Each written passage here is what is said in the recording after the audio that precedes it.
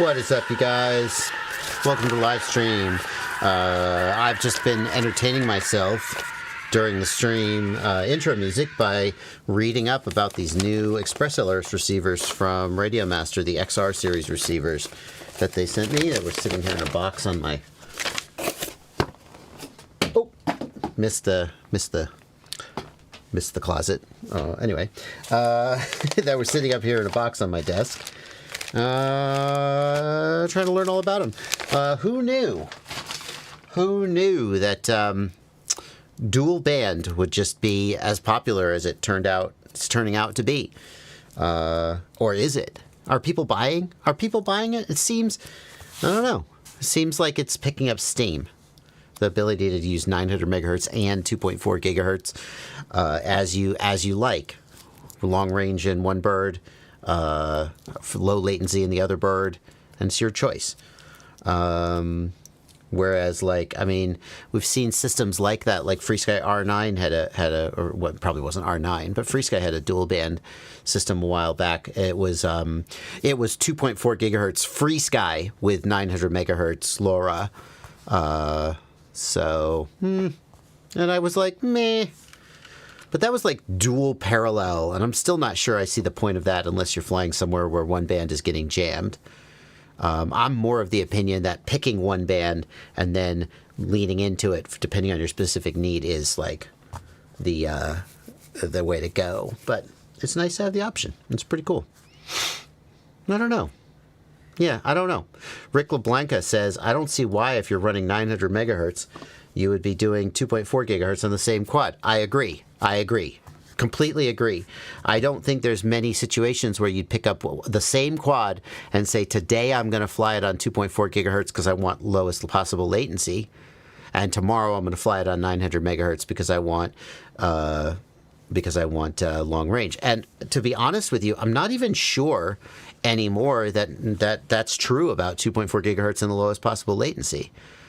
Is it? I think maybe it is. We looked at the data rates a little while back in last week's live stream, but I always have to remind myself. For now, eventually I'll just remember. Where's the data rates? Yeah, I gotta memorize this image. Hi, welcome to live stream. We're just jumping right in. 2.4 band. Yeah, dual band. So the lowest latency is going to be... That's weird. Is this indicating that with a Nomad, with a dual band module like the Nomad or the RX-12, is this indicating that the 1000 hertz is available only in the low band? That's fascinating. Yeah, that's what we discussed. Yeah. Right. I'm not sure that clicked for me, Blunty. Hey, welcome to the stream, Blunty. Welcome, everybody. Welcome to Blunty to the stream, everybody. Give a round of applause as you walk out virtually. It means that, let's say you're a racer who wants the lowest possible latency. I talked to the Express LRS devs on Discord. I may have talked about this on stream, or the answer may have come in after the stream. I don't remember which. Blunty, do you remember if I put this information out on the last stream? It was after the stream. We got the DMs. So the gist of it is that the K modes on the Nomad 1121 modules are essentially equivalent to the F modes on the 2.4 gigahertz. So we've got K1000 here, which uses FSK instead of FLRC. And it's basically equivalent in terms of latency and range and interference resistance, basically equivalent to FLRC F1000. But the difference would be, as a racer, that if I wanted that 1000 hertz, I would need to run a 900 megahertz antenna, not a 2.4 gigahertz antenna, which would annoy me because, obviously racers have been running Crossfire for a long time, right? No big deal. It's obviously not a total deal breaker, but the smaller, more durable, more compact antenna of a 2.4 gigahertz module is certainly preferable. I put that comparison in links in the Discord if you want them. Great. Oh, thank you. Yeah, that's interesting. I still think maybe a good old regular Ranger module or a good old 2.4 gig module would be the choice for a person who is primarily racing. And then you start asking the question, well, I get pretty good range out of LoRa. Do I really need 900 megahertz? And then you start wondering, maybe this is just kind of a lot of hype that a lot of people don't really need. That's tough. I feel like just picking 900 megahertz with the Bandit, the SX1270 module, that a lot of people aren't going to pick. Like, if you were going to get the Bandit, you might as well get the Nomad. You're giving up almost nothing. I think the Bandit is, like, probably going to not be popular and basically maybe even just disappear. Unless, like, there's a shortage of 1121 chips or something. But I still think for a lot of people, maybe the 2.4 gig has plenty of range, unless you're doing real long-distance stuff, smaller antennas, and, you know, what are you giving up? Oh, if you're doing the Mavlink stuff, you definitely want the 1121. That's long range, though. I don't know. Blunty, you have an opinion? You want to weigh in? Well, if you pull up the page that I've got that you linked, that you were like, hey, I linked to this page, and I was like, oh yeah, cool, I'll get around to it. Yeah, what do you got? So this is what Jai posted on the Express LRS Facebook group. And he basically explains how, like, if you're worried about latency, this is essentially testing that K mode versus the D or the F mode, you know. And they're saying that essentially because they rebuild it, you know, it should be just as good or better in many cases. Because FLRC... You technically get an upgrade in performance if you do this. Like, it's better because he's built in... Basically, they built their own version of this mode. Yeah. There's better error correction and is technically just as fast because of the way they built it. So they're saying, like, if you upgrade to this dual receiver and you use that K1000, it's actually technically better in many cases, including than like F1000. Error correction and everything, than F1000, correct. Interesting. Yeah, so I didn't realize that FLRC is just FSK with some forward error correction, where they detect and heal errors. And so essentially, the 1121 chip can do FSK on 900 megahertz, so they just wrote their own forward error correction code and reproduced FLRC, and that's K mode. And so, except it sounds like it has even better, like, link. It has better consistency. We can see these red dots up here staying near the top of the screen, whereas the black dots are all over the place. If you check the other picture, it gives a little more detail on that. Which other picture? Oh, yeah. Right here. Yeah. Yeah. Yeah. So clearly we can see that in terms of, like, packets delivered successfully, FSK is beating FLRC. So the trade-off, though, being that you have a 900 megahertz antenna, which people liked the fact that 2.4 gig was getting them away from that. That's interesting. That's interesting. Like the sort of, I don't know what the word for it is. The completionist in me, like I'm the kind of guy who I want options even if I never use them. You know what I mean? Like, if I have a choice between two things and one of them has extra options, I want that one. And it takes a lot of self-discipline to not pay 3 times as much for a thing that has a bunch of options that I'll never use and pay 1/3 the price for a thing that does everything I want and nothing more. And it kind of feels like maybe some of that is in play with the GX12. It's like, will I ever voluntarily put a 900 megahertz receiver on a drone? Or will I just keep using 2.4 gigahertz forever? But my radio can do 900 megahertz. Isn't that cool? I don't know. Yeah, anyway. Interesting stuff. Interesting stuff. Alrighty, well, welcome to the live stream, everybody. That is what we do here. I'm going to answer your questions about FPV. Blood Team, you know, I always start the live stream by explaining how the live stream works for people who are new to the stream. But maybe I should start the live stream by just diving right into a question. And then people, you know, immediately are getting the content. That's what we do here. We answer your questions. We're going to take your questions if you are new here. Hello, welcome to the stream. We're going to take your questions here in the YouTube chat. We're going to take your questions here in the Discord. And we're going to take your questions if you hit the $ and leave a super chat. Very generously contribute to the channel. We'll take those questions. We'll read those questions in about 15 minutes or so. We'll start reading super chats. For now, we are going to take some free questions from the people in the chat. And Blunty's got those queued up for me. Thank you, Blunty. Couldn't do it without you. Well, I could, but it wouldn't be as good. I think the quality of the live stream has improved since you started queuing questions, especially because you did for a while. Yeah. Well, yeah. Now that I've done it with you, it feels like I couldn't do it without you. One of the best services you provide is filtering out the shit questions that would get me off in a ridiculous tangent that no one would enjoy except not even me. And you just make sure I never see them. Okay.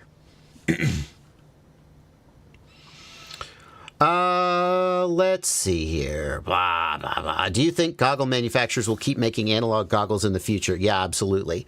Absolutely. Analog, I said in 2019 when the DJI Digital System released the very first DJI Digital System, I said that that was the marker. Excuse me. That was the marker of when analog's days were numbered. And people, that's an intentionally sort of controversial and a little bit provocative statement, because obviously, I'm not saying that analog is going to die anytime soon, but it's like, tape decks came out and CDs came out, and at some point in the evolution of audio technology, you could argue that the days of vinyl's sort of superiority, that one of those things, the release of the tape, probably not the release of the tape deck. Tape decks were convenient, but they didn't have as good audio quality as vinyl. Well, when CDs came out, they're pretty convenient.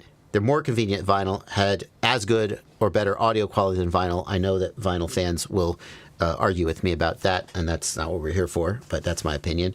And I feel like maybe that was the time, and now we've seen kind of a resurgence in vinyl where people are enjoying the sort of the experience of playing vinyl records and owning vinyl records, and that's sort of an interesting development. But you can look at the development of technology and say, when this technology came out, that was the moment when that one sort of went on the decline and would never kind of be dominant again. And for me, 2019, September 2019, when the DJI Digital System came out, was that for analog. That was the time when we finally had a digital FPV system that truly not only gave analog a run for its money, absolutely crushed it in terms of image quality, range, penetration, ease of use, in just basically every way except cost and weight, and I guess power consumption, but it really was a competitor. And I thought, okay, digital is here. And I think that to a large degree that trend has played out, that we have more digital, not as many as I would have hoped for. Walksnail is here. DJI is here. HD0 is here, although I'm not sure there are ways in which HD0 feels more like a sort of evolution of analog than digital, be that as it may. And OpenIPC is coming, But analog is tapered off, but then kind of leveled out. And I think today there are probably more analog birds being manufactured by many orders of magnitude than digital birds. And the reason for that is not hobbyists, and it's not industrial users. It's, it's other users who are making those analog birds because they need them to be as cheap as possible, because they're not treating them like a precious drone that we have to preserve at all costs. They're treating them like a consumable item. So isn't that an interesting development? And for that reason, as well as the fact that there will always be hobbyists out there who want to save money, analog goggles aren't going anywhere. In fact, I saw a leak, and this was not a leak that I saw because I have connections. It was a public leak, I'm pretty sure. I saw a leak of an iFlight analog goggle that is in the works. So people are still making analog goggles. They're not going anywhere. So I've queued Yeah, up Blitz. a bunch of questions at the top. Sure. We've had, I don't know, maybe it's because of the season or the time or just luck, but we've had all those questions queued are whoop questions. So maybe we could talk a little bit about 1S and 2S whoops and some different things about them. Can do. What's the best tiny whoop? What's the best 1S tiny whoop on the market? Well, best is a hard question, but I can give you some good ones. I'm a big fan of the Beta FPV Air 65. It's a good one. If you want something a little bigger, there's the Beta FPV Air 75. Is that a 2S or a 1S? I think it's a 1S. Yeah, it's a 1S. Air 75, just a little bit bigger props, a little bit heavier, not quite as nimble, going to fly a little more stable, though, have a little more power, but also a little bit more weight. Good choices. The Happy Model Mobula 6 2024 edition. Also excellent. An excellent drone. That's a 65 millimeter again. Which is better? Well, that's tough. That's not a simple question to answer. They're all good in their own way. You're not going to go wrong with any of them. There are some pros and cons. I've actually reviewed. You can look on my channel for my reviews if you want it in depth. And then there's the. I think that's the search term that's going to give it to me. If you're into digital, for digital, HC0 is really the way to go in tiny whoops. And they have the Happy Model Mobula 6 Race HD, which is almost as light as an analog, although it's as light as last generation analog birds. But then we started seeing next generation analog birds that are even lighter still. So those are the ones that I would have you look at if you are, interested in shopping for one.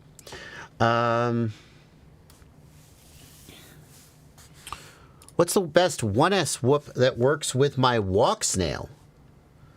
1S that works with walk snail. Is the Flywoo Nano 1.6 a 1S? It is. So I would steer you towards the Flywoo Nano Baby 1S 1.6. Some would argue this is not a tiny whoop. This is more like a toothpick. But I think that, so it doesn't have prop guards. You can put prop guards on it, but it's not really, I don't think that is really ideal. It's going to fly worse. I think it's better as an open prop. So maybe then you wouldn't want to fly it indoors. But it is available with Walk Snail Avatar, pre-installed. That's solid and flies really nicely. Okay.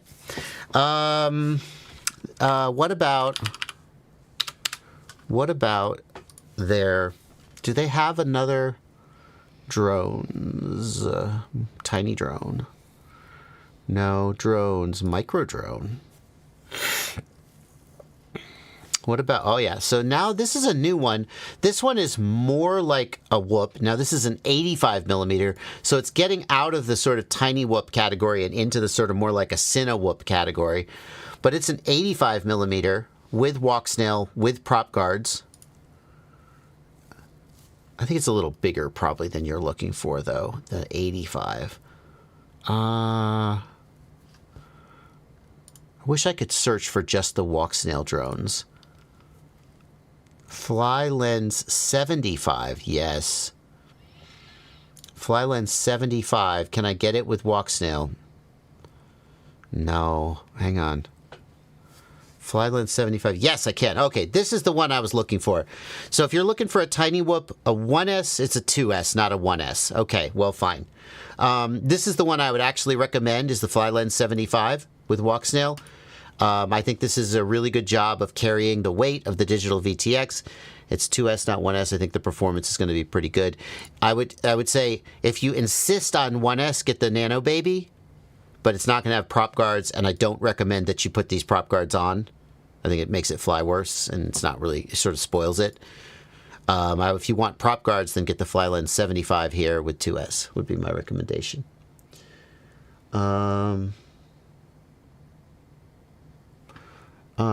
Is there a possibility to see a tiny whoop with the 04 air unit? Well, the 04 air unit is rumored to come in two different sizes, the Pro and the, I guess they're calling it the Light whatever they're calling it. The light version is rumored to have a 1 to 3S power input and be lightweight for use on a whoop. No, we don't know if those rumors are true, and we don't know what the actual weight is or how it will perform on a tiny whoop. But presumably DJI is kind of shooting at that market, and so there potentially will be, people coming out with bind and flies with that in it, or people putting it in their own builds. And if you can do a FlyLens 85 with an O3 air unit in it, and it flies pretty good, then obviously you could do the same thing with this light one, which is presumably going to be even lighter. So I would say yes to that. Got a recommendation on a 2S whoop. Yeah. Well, the FlyLens 75 is a good choice. FlyLens 75 would be... I really like the FlyLens. I mean, the Beta FPV Air 75, well, that's not 2S, it's 1S, so that's up to you. But like the Beta FPV Air 75, solid. The Beta, the Happy Model Mobula 7, solid. I think the FlyLens category, I don't think they get as much credit, and maybe because they're a little bit like not quite like pure tiny whoops. They're a little bit feel more like Cine whoops, but I think they fly really good, and they're available with digital stuff in them, which is pretty cool. What recommendations do you have for a 1 to 2S 65mm whoop using analog with HD recording? I don't have one. There have been little tiny whoops with onboard recording before. I wouldn't be surprised to learn that they're still made, but I feel like the proliferation of digital VTXs has taken some of the steam out of that market, if you will. That people will just fly a digital whoop and record on board or record with their DVR. So I don't have a recommendation in that category, and if I did, I think it would be really dated, because I'm not sure that people are still really focusing on that and making little whoops with onboard recording. Like there was the RunCam split camera that sent an analog feed back to your goggles but recorded high definition onboard, and I'm sure that still exists. I wouldn't even be surprised to learn someone was making a bind and fly, but I don't think that's really very current, and I'm not sure I'd recommend it. What batteries work for the Mobula 6 2024? What I would say is the best batteries you can get are what are called square cell batteries. Those are batteries like this one, the Weebleed FPV 1S, and you kind of just have to learn what they look like, and there's actually only so many of them being manufactured, but mostly you learn what they look like. If you look at a regular battery, do you see in this picture look at what this cell looks like? And this is actually folded in half down at the bottom, and it has kind of they call it a pillow cell, or I don't know. Look at what it looks like, okay? It's two cells. It's a 1-cell battery, but it's like it folded in half at the bottom. Okay, that's the bad kind. The square cell kind. Let's see if I can find a better picture. Another one. No, not the 250s. I want the 300s. I linked in chat. Okay. Yeah. What do you got? You got good pictures? Tattoos. That's the one you should buy. Well, I mean, they're all the same, aren't they? Right, but why the half of them tattoos? cost like double the price. So Oh, yeah, okay. We should always point people towards the tattoos. Because they're cheaper? That's kind of backwards. Yeah, they're like usually isn't substantially cheap. Yeah. Okay, so here's the tattoos. These are also square cell and are significantly cheaper. So that's the one to get. Thank you, Blunty. I think the tattoos and the lavas are the cheap ones, but the tattoos are seem to be more reliable from people's testing, though I don't know that we've done mass testing to know that. So yeah. Yeah, so these tattoo 300 milliamp hours, these are square cell. And it's just like a new way of manufacturing the cells that makes them work much better over. Nitro Nectar Gold from Newbie Drone. And again, I can't get a good picture to show you how it looks different than these ones. Yeah, I have a video.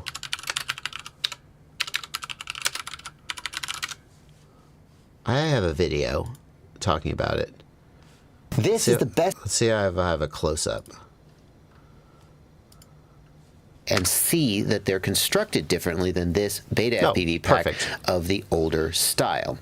The Beta FPV pack is just like a single cell, sometimes called pillow cells, and the Weebleed and the Nitro Nectar look like it is a double length cell that is folded. You can kind of see the fold here at the end.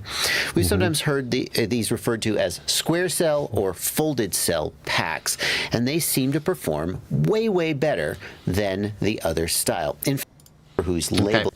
So here are some of them. Tiny Whoop makes one. Newbie Drone Nitro Nectar Gold, Weebleed FPV, and the tattoos are some examples, as well as the Beta FPV Lava. These are all the good square cell kind, right? And that's what you want. They're more expensive, but they're so much better than the others. Okay. Let's see here. Okay. I think we're going to wrap up this run, and we're going to... I accidentally closed the Discord window, Blunty. Sorry about that. 1 second. Let me fix that. There we go. It's back up again. Crom. I think I actually got it. I think I got it backwards. That the square cell ones are folded, and the pillow cells are not folded. I think I said it backwards. Just got a little distracted while I was talking. Yeah. Okay. We better do some super chats because now we've come to the half-hour mark. Here's the super chat. Thank you for 1777 from Sevens. Do you ever measure your battery health or just wait for them to not perform well? How do you go about it? So here are the ways that I know that a battery is unhealthy. Number one, if I'm flying the battery and I notice shorter flight times, a lot of voltage sag, or if the battery is super hot and puffy when I land, that's a sign that the battery is unhealthy. Okay? And that's the number one thing that'll make me retire. Well, the number one thing that makes me retire a battery is I over-discharge the battery by accident and kill it. And then I throw it out. But that, yeah. If I finish flying and one of the cells is consistently way out of balance with the others. So when you finish flying, the cells will be not at exactly the same voltage. But if one's at like 3.7, 3.8, 3.7, 3.8, 3.3, that cell has a problem, and I would be concerned that that battery was damaged in some way. While charging, if there's one cell that all the other cells are like at 4.2, and then you're at the end of the charge cycle, and one of the cells is down like at 4.1 or 4.15 or something, and it's just slowly not getting to 4.2 when all the other cells have gotten there. It's way out of balance. That's a sign that the battery's unhealthy in some way. Excuse me. And then internal resistance. If the battery's internal resistance, if one of the cells is wildly different than the others, or if I have a bunch of the same battery, and like all of them have approximately this internal resistance for the cells, but one of them is wildly different, that would be an indication that something's wrong. Okay? So those are the signs that a battery is ready to be retired. Thank you, Studio 81, for 10 euros, and a Merry Christmas to you too as well. Yeah, Christmas is in like 3 days, so hope you got your shopping done because you're your host if you didn't. Carlos Rubio says, hey JB, if you can remember from last week the dual FPV thermal camera, I bought the TBS Unified DP. Can you now recommend a good flight controller that has cam 1 and 2 UARTs? No, thank you for 10 pounds, Carlos Rubio. Cameras don't connect to UARTs, so set that aside. Here is a good flight controller that has dual camera inputs that can be switched. The TBS Lucid flight controller.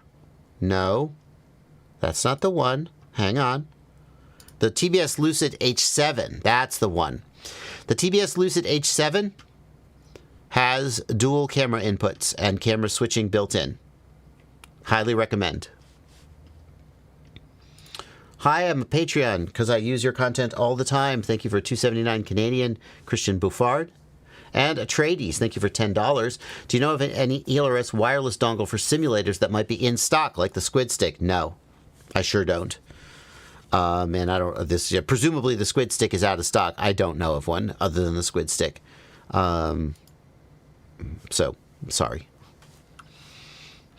I wish I could do better. It's Blunty is telling me I have 2 Discord windows open, so the messages are appearing twice. That's interesting. Oh, I do. Isn't that interesting? Looks like I didn't close my Discord window. Okay. Alrighty then.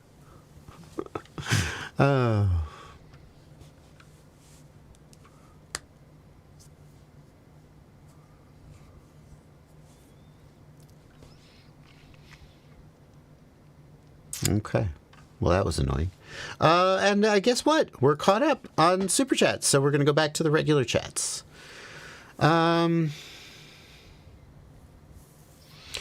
TBS still the best?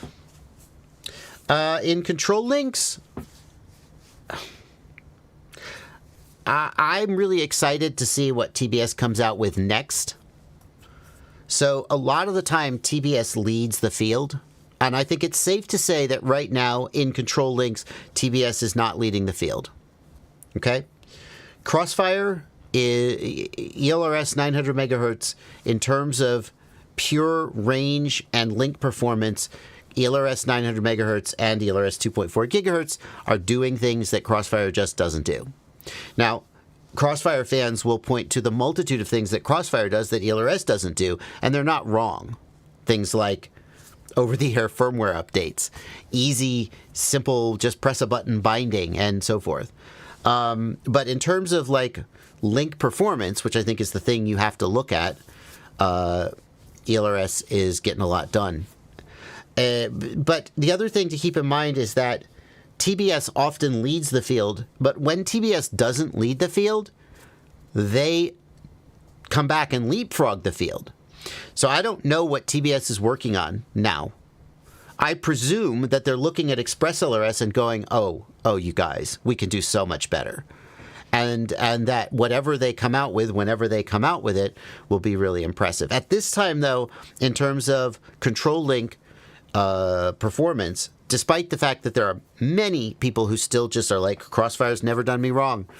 Absolutely. It's the old standby, but it's the old standby, which doesn't mean that it's leading, right? That means it's the old standby.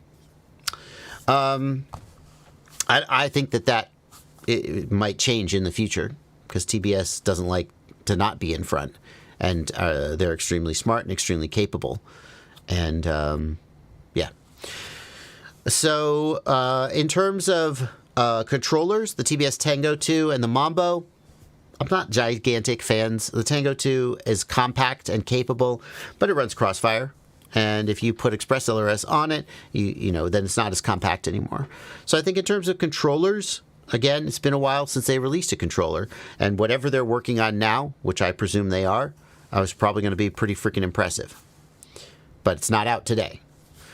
I'm super impressed with some of their flight controllers and ESCs, which is, you know, everybody thinks of Crossfire and the Unify. The Unify DP, an excellent video transmitter. That's a good one. There's a lot of good video transmitters out there, though. Is it leading? I don't know. Where's the TE Unified DP? TBS micro battery charger. Does that still exist? They still sell that? Oh my goodness gracious. Look at that. Is this the same one that they used to sell years ago? Yeah, because it doesn't have BT 2.0. Oh my god, I can't believe they still sell this. They can't still be manufacturing this. It has to just be like in stock since forever. Anyway. Shop.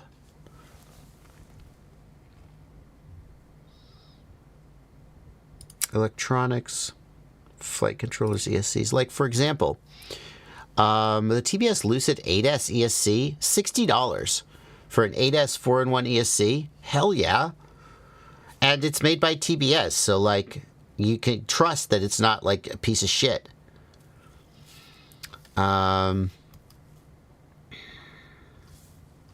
Want a 12S ESC? TBS Lucid 12S 90 amp ESC.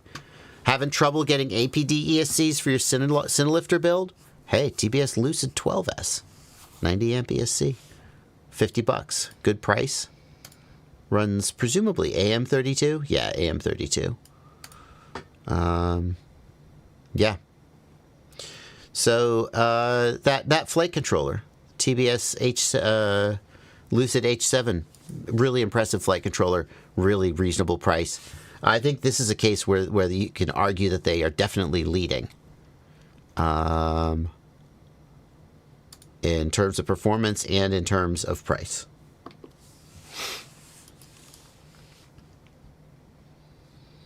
We have reached a plateau in RC Link technology.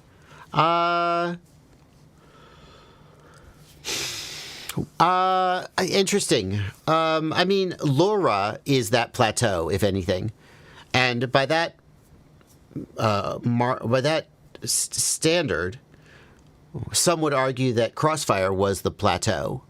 But ExpressLRS demonstrated that there was a lot of room to improve on the performance of Crossfire. The main thing that ExpressLRS did was design their packet format to be as compact and efficient as they could, cutting out some features, to be fair, so that for a given bit rate, they could get a higher packet rate, or for a given packet rate, they could get a lower bit rate and therefore better signal-to-noise ratio, better sensitivity, and better range. So is there room to do that again? Is there room to take the underlying LoRa technology, which I think is sort of definitely like a game changer, and we're going to be stuck with LoRa for a while because the ability to like do better, it's so good and such a step forward that the ability to like do that again, I'm not saying it can't be done, but I'm saying it's difficult. I don't know what technology out there is to LoRa, what LoRa was to the stuff that came before it. Go ahead, Linty. Yeah, I would just say that I think part of it was like, we were using LoRa, but just with the 900 megahertz chip that TBS had decided to use, right? Mm-hmm. So ExpressLRS was kind of just a way to use available technology the best for FPV, right? They were able to take Semtech chips off the shelf and use them more, better, give them to manufacturers, produce something that could have all these extra features, and like you said, remove some, but now there's branches that add those things. And I think about this question, I think it's pretty intelligent because, like, it feels like, TBS was, like, sort of made a camp on the mountain, right? Mm-hmm. And, like, ExpressLRS sort of built a little town on the mountain. Mm-hmm. And now we have all the features on the mountain. And we're all... So I sort of don't see where we can go up because I don't personally know about, maybe Qualcomm makes something or maybe there's some other, like link technology that we don't know about. But it seems like LoRa, FLRC, FSK are the two main options. We're running at the fastest and slowest rates. We have full options. We have the smallest packets possible for what we're trying to carry. Mm-hmm. I don't know. It feels like we're sort of hitting like a plateau of like... You could, what I'm trying to say is years back, you could probably see the future. You could see that Semtech offered a 2.4 chip. I'm sure TBS knew about that back then, right? Yeah, and they were considering using it and all those kind of things. That was Tracer. Well, right, but they hadn't built Tracer yet. Tracer was coming, right? Yeah. So that's sort of where I think we could see that before, but now I'm not sure what we see. Yeah. Maybe Captain Breyer, some of the other people would have a different answer. Well, the other thing to keep in mind is that, control link technology, how good does it need to be? And that's an argument. You could argue, have we reached a plateau in terms of the technology? And then some people will say, well, but the new technology will come. But then how much better will it get? Because we currently have, I'm not going to say we have as much range and penetration as we could possibly want, but we're not that far off. Like, I can't remember the last time I fail-safed my control link. It's always the video link that gives out first these days, right? So if your control link is always outranging your video by a significant margin, then what do you want? What more do you want from your control link? And there are people out there who will say, I want a more sophisticated control link, right? So they want to have, right now, ExpressLRS has sort of pared the protocol down to the bare bones to get the lowest possible latency. And they're like, well, I want some of that functionality back. I want a high bandwidth, high fat Mavlink type control link where I can do all kinds of extra stuff. I'm like, okay, well, you could make that argument.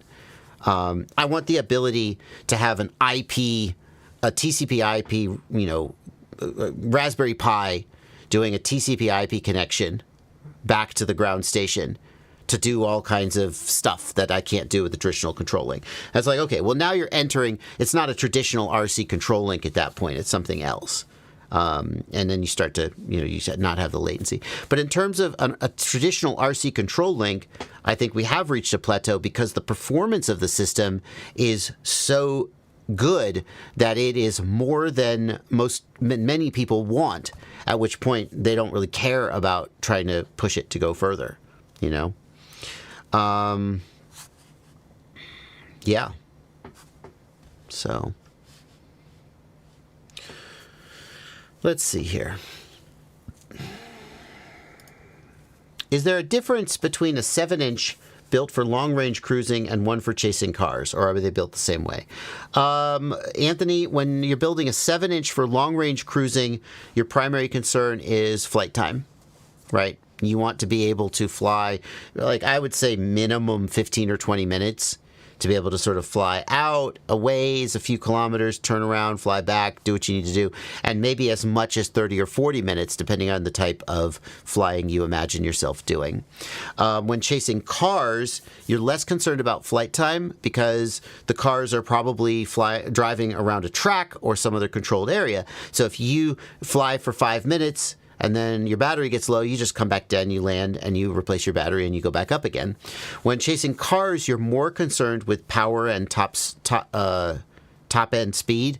Depending on the speed that the cars are going. If they're drift cars, they may not have a very high top end speed, but if they're sort of rally cars or race cars or trucks driving on sand dunes, they may get up to a top speed where you need to take that into consideration, and you'll need the power and sort of performance headroom to be able to not only keep up with them, but also sort of exceed their speed, pass them, turn around, do whatever you need to do. And a 7-inch built for that kind of speed is probably going to not have the efficiency and flight time that it would if you built it for mountain cruising. The other thing is you're probably not going to put a great big honking like 8,000 milliamp hour battery on a drone that's designed for chasing, because that's going to add weight and reduce your maneuverability. Whereas on a mountain cruiser, that additional weight is just going to give you more flight time and maybe add stability, maybe make it a little easier for you to fight the wind, and is potentially going to be even desirable. So no, they're not the same.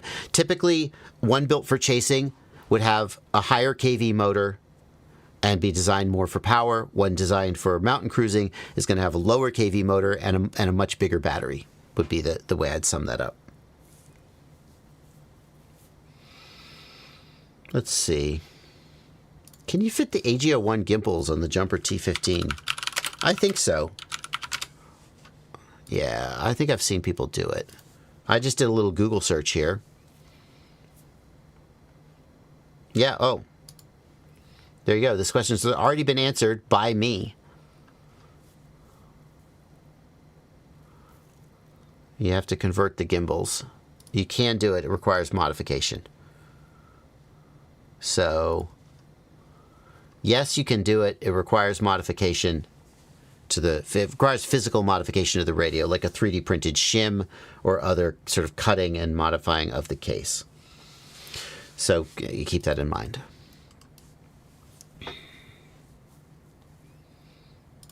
My GPS is not working in Betaflight, but it is working in iNav. Well, what that confirms is that you've got the wiring correct, but the configuration is not correct. Now, what's wrong with the configuration? How could I know? All I can tell you is in Betaflight, configure it correctly. The steps for configuring the GPS in Betaflight. Number one, you want to be on Betaflight 4.5 if you have an M10 GPS. The earlier versions of Betaflight did not talk to the M10 GPSs correctly and may not set certain options correctly. Number two, in the ports tab, you're going to go to sensor input and set it to GPS. And auto baud rate is fine. However, if you happen to know the baud rate that the GPS is using, you can manually set the baud rate. Betaflight devs recommend a baud rate of 57600 for your GPS. And again, if your GPS is not already set to 57600, then you just need to leave it on auto and let it auto detect. But if you can manually go into the GPS configuration using the uCenter app, Betaflight devs recommend 57600. It is fast enough for the update rate and no faster. Going faster just makes the signal more prone to corruption. Doesn't get you anything.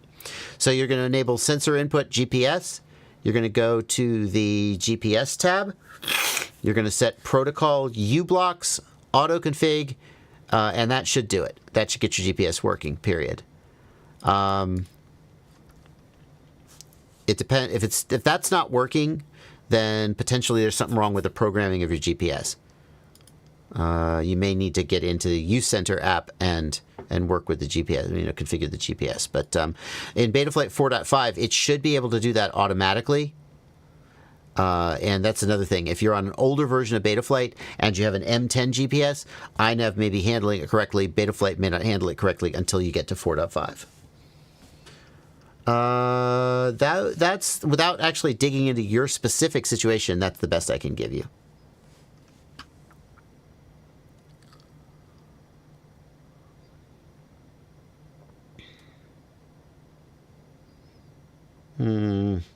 Let's see here. Could you suggest a 10-inch frame with 25mm standoffs to fit the Avatar GTN motors?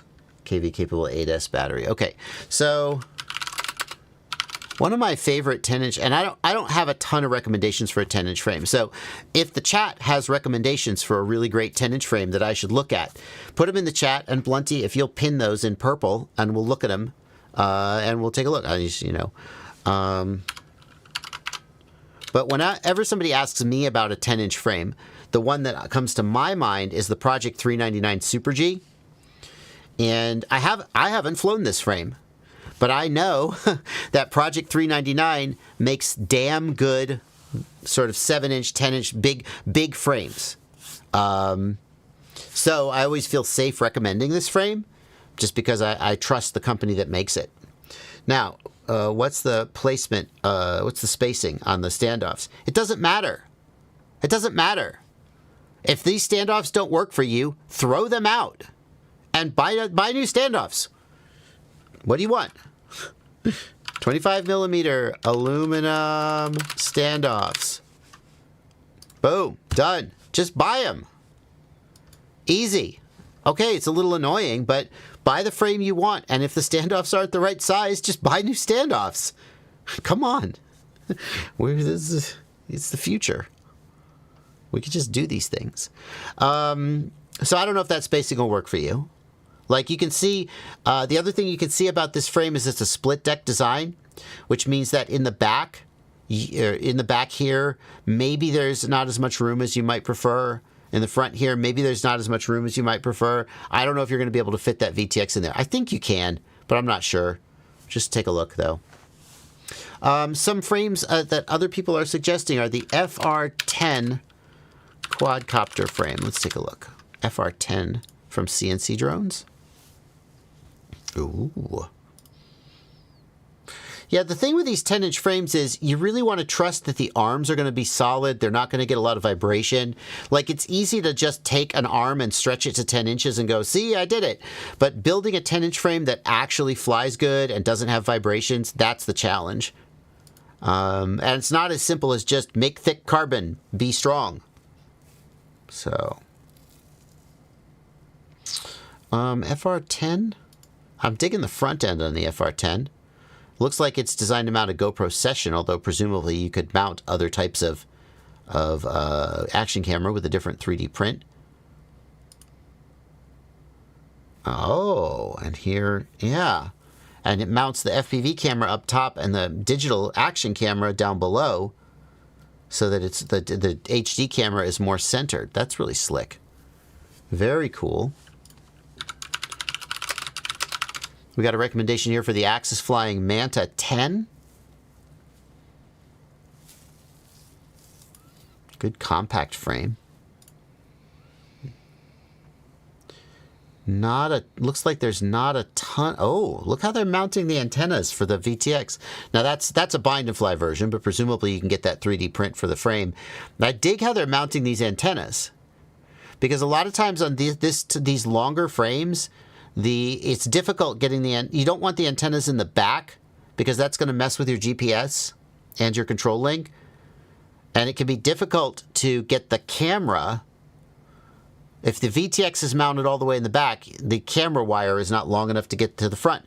So what they've done is they've mounted the VTX up front. They've gone, just screw it. I like that a lot. That's very nice, very innovative. Nazgul X10. Now I will say, I had bad results with a 13-inch iFlight frame. It was with their X-Class frame, to be fair, so not a typical frame. But their X-Class frame, there was a ton of problems with vibrations, and I could not get the quad to even, it could barely hover, and as soon as I touched the throttle, it would try to fly away. And I tried everything, and then eventually I gave up and I swapped the frame out, and suddenly everything was fine. So I kind of put a bad taste in my mouth. The Nazgul 10 frame, I also know the Helion 10 frame, people are having trouble with vibrations and jello, so I'm a little bit wary here, but the Nazgul 10 people are recommending, at least one person is recommending, and the Nazgul frames have been quite good. The Chimera 7 is a solid frame that nobody seems to complain about, and this seems like kind of an adaptation of that.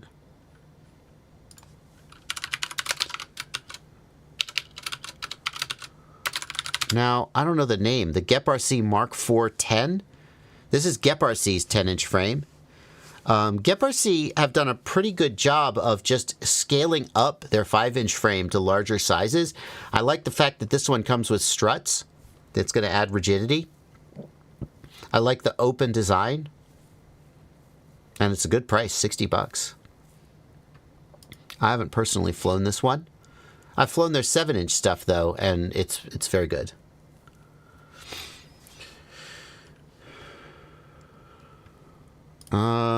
Let's see. Somebody's recommending Bad for Life's 10-inch frame. The third link there. Is it the third? The SA10 F17. What do we got here? I can barely see this one. Interesting. Looking kind of like a traditional freestyle. Oh, God. All right. Come on. Do better. Do better. Do better. Don't do that. Build better. Wow. Embarrassing. Cut the wires to the right length. Ah, you're killing me. Whoever did that, slap yourself on the back of the hand a couple times as penance. Open source frame. Very cool.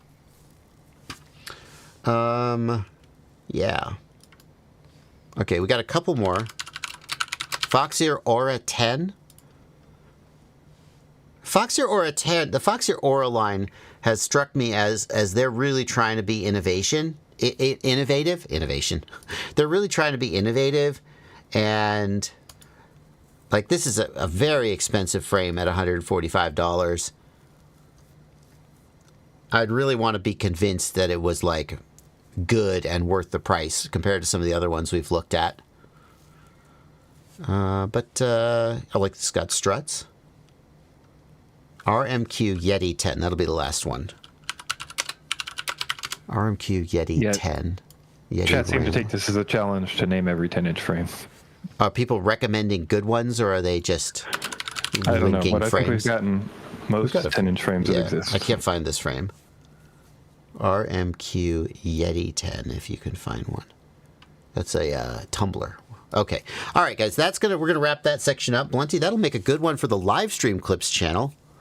Oh, of course. Of course, we can't leave out of the lineup Chris Rosser, friend of the channel, Chris Rosser's AOS 10-inch frame. And I'll tell you what, Chris, if I'd have left you out, you would have been annoyed at me. You would be too courteous to bring it up, but I think you would have been like, hey, Bardwell, how come I got left out? Somewhere in the back of your mind. I'm going to do it, but I'm also going to shit all over your frame because I dislike one of the design choices you made. So maybe you will wish I had left you out. I hate this kind of strut design in a frame. I know it has advantages compared to flat arms, especially as the arms get longer. You need rigidity, and you have to go to really thick carbon fiber to get the rigidity you need. Whereas these these trusses have rich. Oh. Can I just see a picture? A picture of. Ah!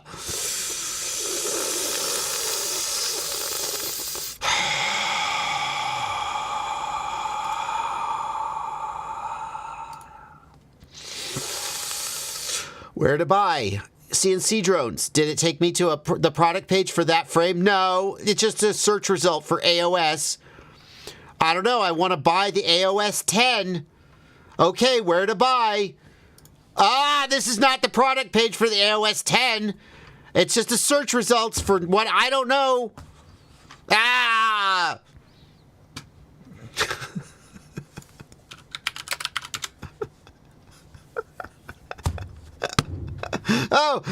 Okay, I'm going to search for AOS 10. Okay, well, we're not going to take that as a phrase. We're going to just give you everything with AOS in it, so the search result has no meaning. What if I put it in quotes? Come on. No, screw you. Where to buy? Don't know. Still haven't bought it. Oh my God, here it is. The AOS 10. Yay. Sorry, Chris. Told you were going to regret this. Oh my God. Okay, so this truss design drives me crazy. Sorry, Blunty, 1 second. Like, if you have to repair the truss because you crashed it, which that happens, you know, when you got to remove a jillion screws to get the top off, and then when you get the top off, it kind of keeping it all together is a pain in the ass. I don't know. Go ahead, Blunty.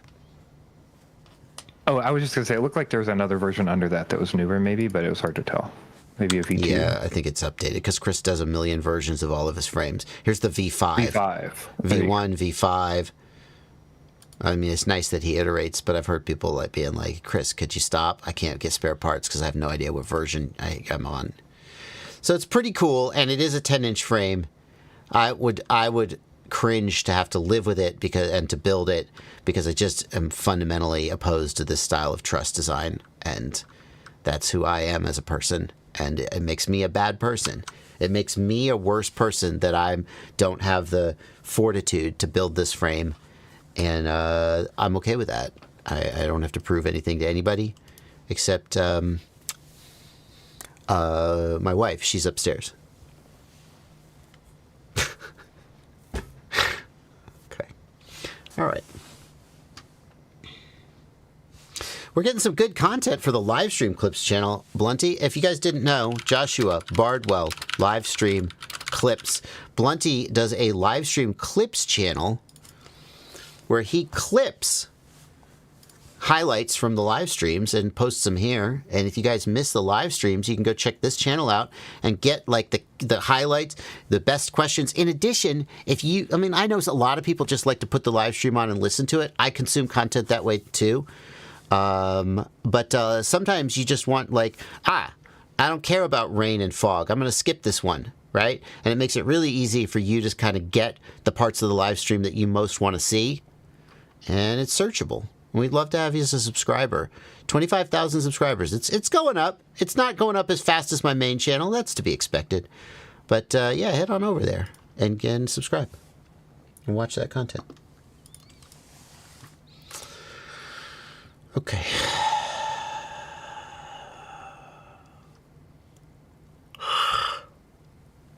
Oh man. A few people are asking in chat, why do you need a 10-inch? What is a 10-inch for? If you have to ask. Is it better than other things at things? Yeah. So here's the deal. Bigger props make more thrust more efficiently. If you think about it, let's start with the idea that you want to fly a certain amount of weight, okay? Maybe that's a 200-gram GoPro or weight. You have a certain amount of weight that you want to fly, and that includes the quadcopter itself. So you're going to start with, I want to fly a 200-gram GoPro. Or maybe you're going to start with, I want to fly an O3 air unit, right? And then you're going to build a quadcopter around the desire to carry that payload, okay?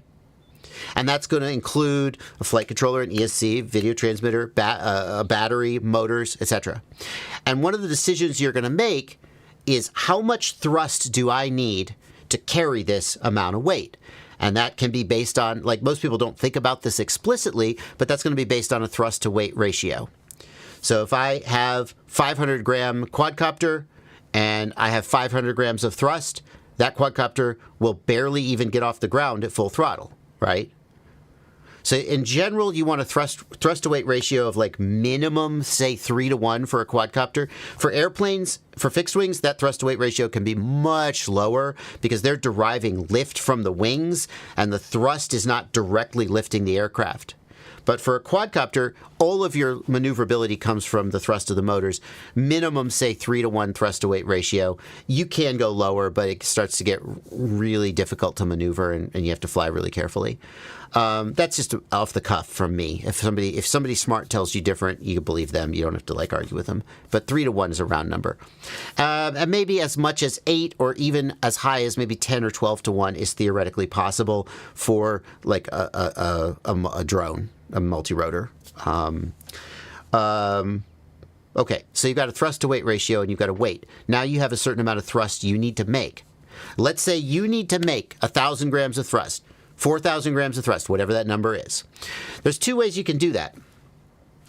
You can spin a big prop slowly.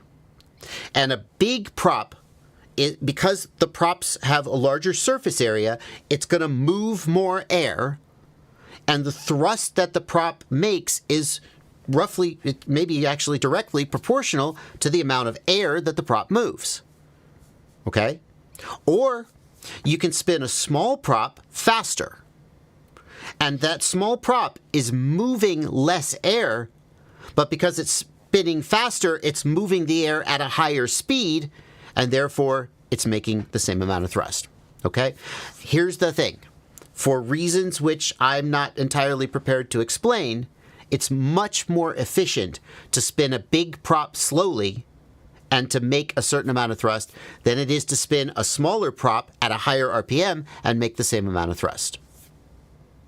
Okay, so you've got a quadcopter you're designing and you want a certain amount of thrust and you want a certain amount of flight time, okay?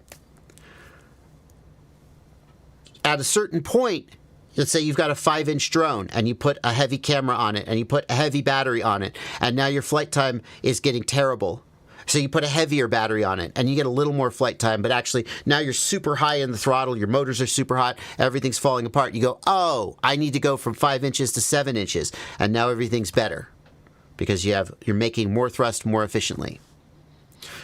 And that same thing happens with a 7-inch. You put a heavier camera, you put a bigger battery, whatever. Bop, bop, bop, bop, bop. Now your 7-inch drone. Your motors are super hot. You have to be at 60% throttle just to get into the air. You have no power reserve. Every time you touch the throttle, the battery's sagging out. Your flight time isn't as long as you want. Now you go up to an 8-inch or a 9-inch or a 10-inch, and etc.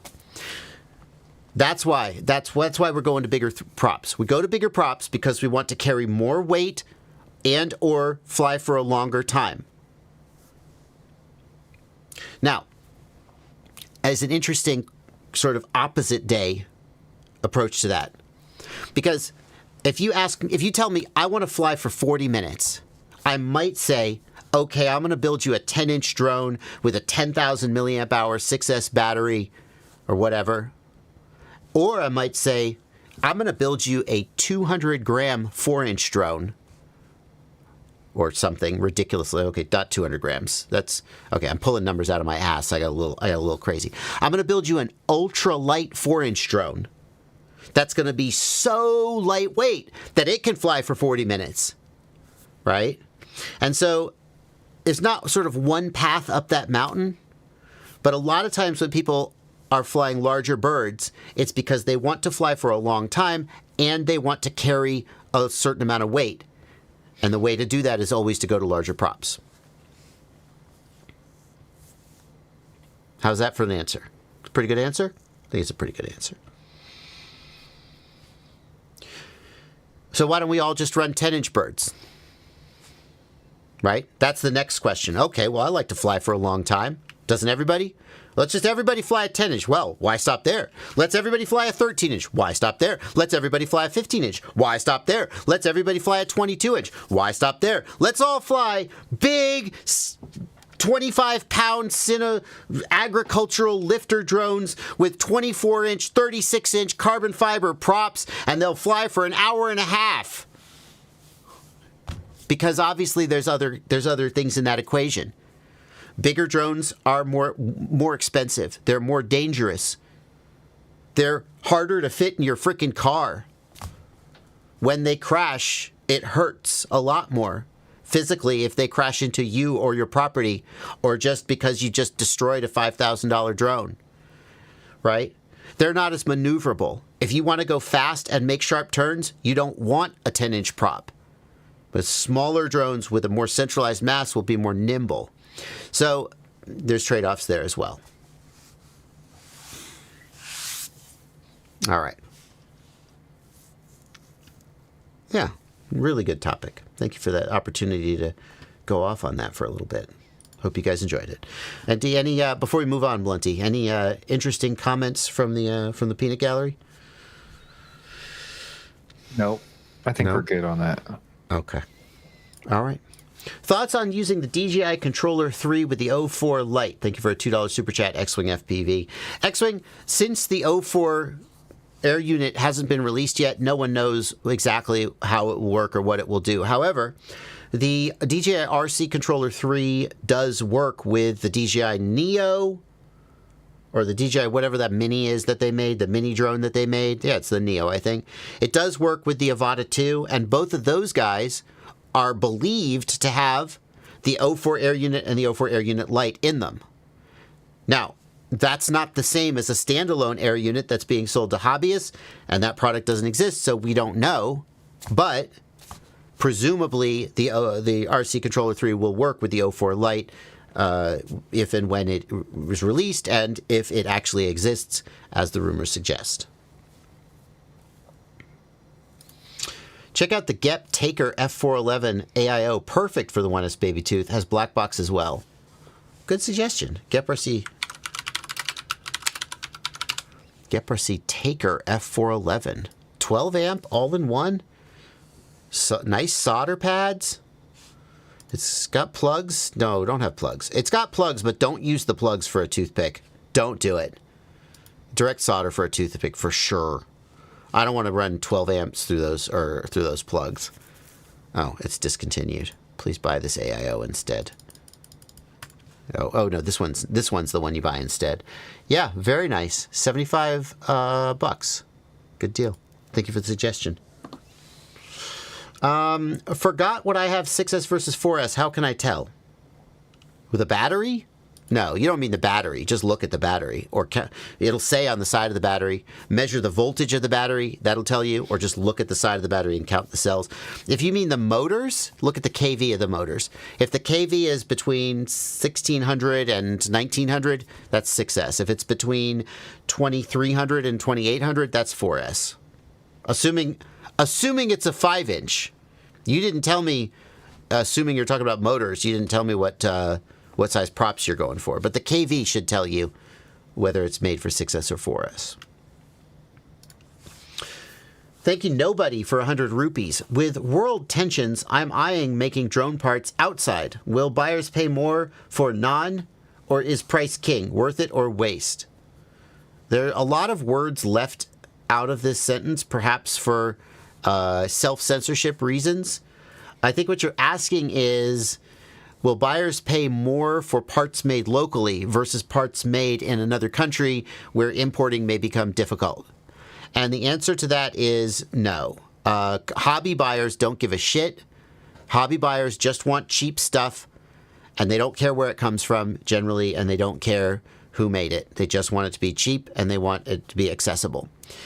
If you are selling to government, military, and commercial interests, they are more likely to be willing to pay more. In fact, in some cases, there are things like the National Defense Authorization Act, NDAA, which prohibits the federal government, including the military, from using components manufactured in certain countries or using products manufactured in certain countries. And so the people who are trying to make like NDAA compliant hardware, those people aren't going after the hobby market because, I mean, in some cases, they still sell to the hobby market and market to the hobby market, but they understand that the hobby market isn't going to pay more for that.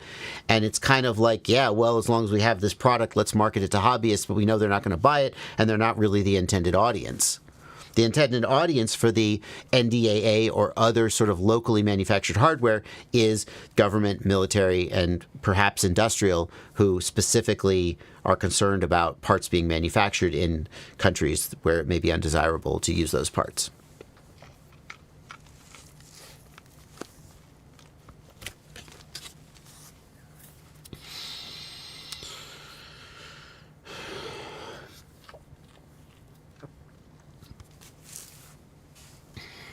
I'm gonna wish I had a drink. I can tell. I got the scratchy throat from talking too much. I got the scratchy throat from talking too much. Keith Anderson, thanks for 17 New Zealand dollars. I only get about 1.5 kilometers range when flying low over water on ELS 2.4 gig. 250 watt max, 100 hertz T antenna. What would you upgrade first? I would go to 1 watt. Why aren't you at 1 watt? Like, I don't know why you're only getting 1.5 kilometers. I can't say, but I would go to 1 watt for sure. Assuming that your radio can go to 1 watt. The other thing, you could go from 100 hertz down to 50 hertz, and that would get you a little more, but not that much more range. Going to Gemini will not... It's my opinion that Gemini doesn't significantly increase range unless you're doing crossband. And then the reason Gemini increases range is because you're using a lower frequency, which has more range. But assuming that you're staying in the 2.4 gigahertz band, I don't think Gemini is going to significantly increase range, because basically what Gemini does is it transmits each packet twice. Okay? Let's imagine a hypothetical scenario where you're flying and it's a very clean environment, your antennas are perfect, you have lots of output power, and you're flying a non-Gemini system and you have 100% LQ. It never drops below 100%. Do you see at that point, having Gemini would not buy you anything? You already have 100% LQ all the time. Every packet you transmit's getting through. Transmitting the packets twice won't make it better. You can't make it any better. Gemini is very valuable if you're in a noisy environment where on a certain frequency there's interference that knocks out the packet, but thanks to Gemini you transmitted that same packet on a different frequency and it gets through. In a noisy environment, Gemini can significantly improve your LQ. But can Gemini improve your range? Because here's the thing, you're going to fly away, and as you fly away, your signal gets weaker, and eventually your signal approaches the noise floor, whatever that noise floor is. Whether that noise floor is ambient noise or interference, your signal approaches the noise floor, and as your signal gets too close to or below the noise floor, you fail safe. Your LQ drops, and then eventually you fail safe. Now, how does Gemini change that equation? And again, this is all theoretical. I've done a little bit of testing, but I haven't done a ton of long-range testing because long-range is very difficult to do legally. And if the ELRS devs come out and they say I'm way off base, then I will absolutely defer to them. But here's my thinking. As you're getting close to the edge of your range, your signal is approaching the noise floor, and your LQ starts to drop. If you have Gemini, in that moment, the signal will not drop as much. You'll get more packets through. But as you continue to fly away, you'll reach a point where even with Gemini, all the packets are below the noise floor, and then you'll still fail safe. So my thinking is that Gemini improves your LQ in the face of interference, and there's always some interference. Gemini improves your LQ, but Gemini is not going to like double your range. Gemini is going to improve your LQ and extend your range at the edge of range. That first point where LQ goes 95, 98, 97, 85, 82, instead of going 95, 85, Gemini means you're going to maybe stay in the 90s. But if you keep flying, you'll still reach that point where it drops off even with Gemini. And so I don't think Gemini is going to make a big difference. If you're hitting micro failsafes, Gemini can help with that. I'd upgrade the transmit power first. It's easy to add transmit power. And check your antenna alignment. And check your antennas. And fly higher. You say you're flying low over water. There's your problem. The lower you are, the more of your Fresnel zone, of your radio link, is going into the ground. If you're going to fly far, you have to fly high. Now, 1.5 kilometers isn't that far. But. So you shouldn't have to fly that high. But if you're flying low, you reach, you just eventually the sort of bulge of the earth blocks your link, and then that's it. Okay.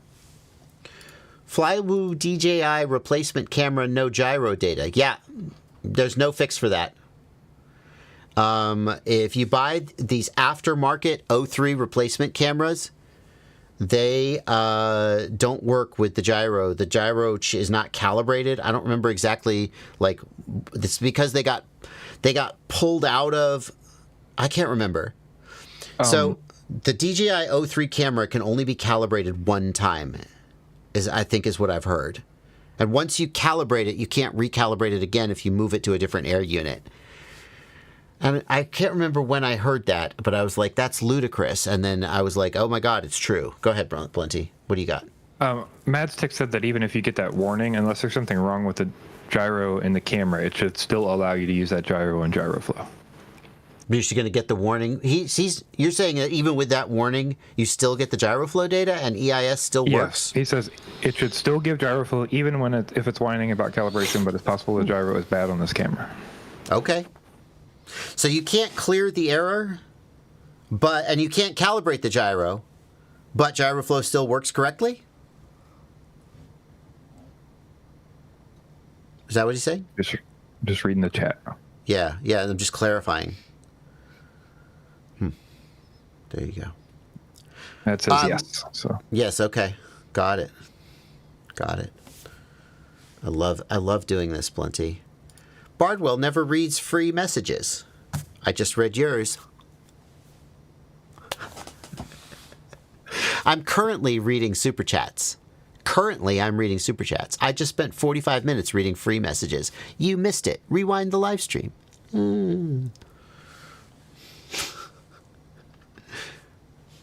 Also, there are 49 questions queued currently. Yeah, but I'm reading Super Chats. Comic Sniper says, what's the best battery to use on HC0 goggles mounted on the head strap for a race day? I don't like mounting my battery on my head. I don't know.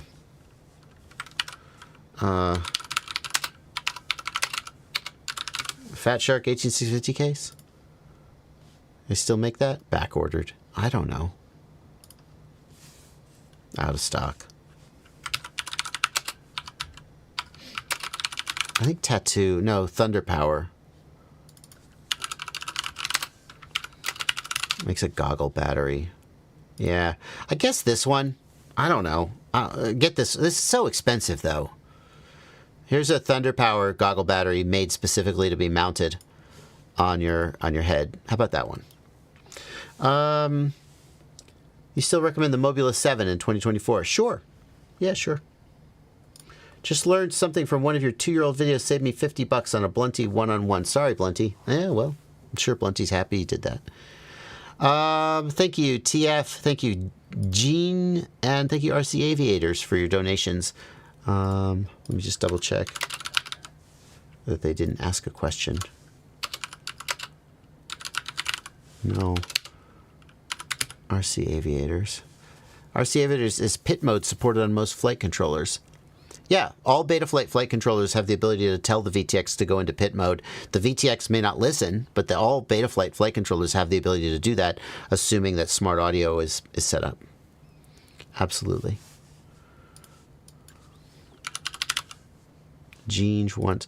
SD card slow warning in DJI system doesn't affect the quality. It'll cause the DVR to stop recording. I know that. I don't know why you sometimes get that message, though, when the SD card is obviously perfectly fast. Okay, then. Now we've caught up on the Super Chats, and we'll go back to reading the regular questions. What can I do to make my sucky ELRS signal better? Well, we kind of just spent some time talking about this, but very quickly. Increase output power, reduce packet rate, get better antennas, get a better antenna or a directional antenna, and go from 2.4 gig to 900 megahertz. Sunshine says if you're getting SD card slow, dump your files and format the SD card in the goggles. Yeah, I've done that, and it doesn't reliably fix it, but it's not a bad idea.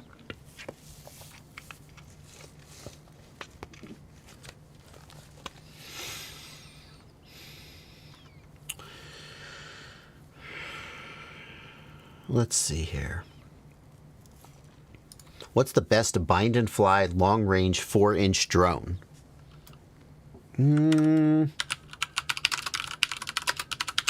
I feel like if you're asking for a 4-inch long-range drone, you have to acknowledge the Flywheel Explorer LR4 as a solid choice. I don't know if it's the best. I think it's pretty good, and it absolutely fits the exact bill that you're asking for.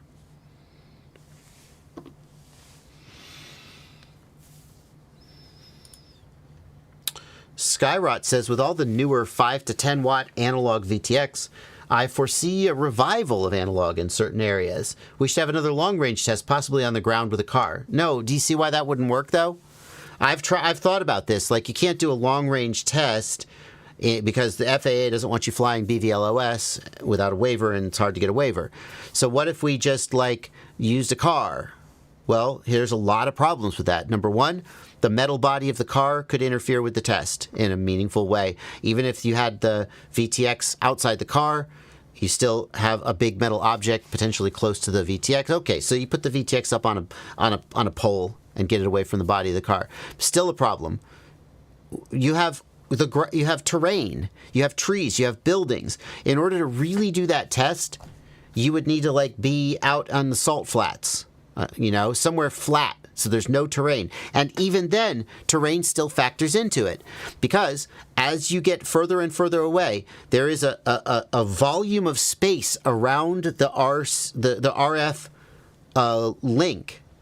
So if you imagine a laser beam going from the transmit antenna to the receive antenna, okay? Now imagine a football-shaped volume of space around that. I don't know why I'm describing it. I have the entire internet. It's called the Fresnel zone. And the Fresnel zone gets larger and larger as the distance between the antennas increases. Okay? And anything that intrudes on the Fresnel zone affects the RF link. So, I want you to imagine that this is you and this is your drone, okay? And you are standing on the ground and your drone is in a car a kilometer away.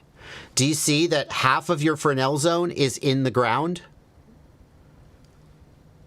Okay? So your link is going to... That's why when you fly away from yourself, you have to climb. It's not because of buildings or trees or mountains. Even if you ignore the bulge of the Earth, which does exist, flat earthers, sorry. Even if you ignore the bulge of the Earth and imagine that you are on a perfectly flat plane, you still have to climb as you get further away so that the Fresnel zone is not going into the ground. So a long-range test in a car would not work in any meaningful way. It would not represent the real-world performance of the system. And that's why, I mean, obviously a 10 watt VTX would go further than a 1 watt VTX, all else being equal, but it wouldn't reflect the actual performance you would get in the air. So,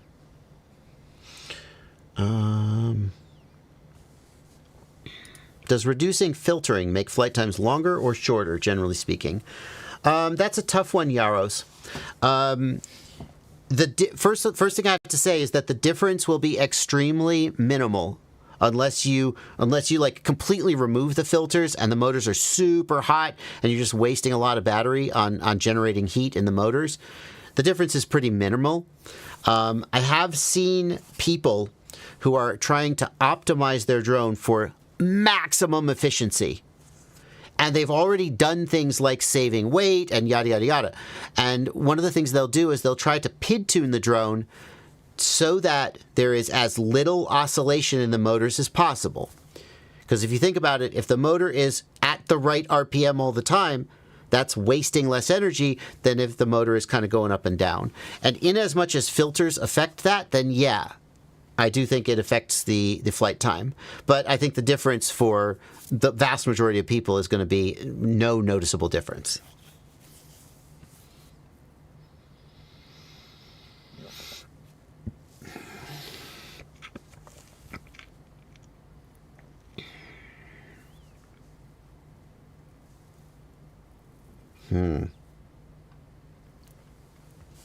What's a good motor for a beginner building their first 5-inch build?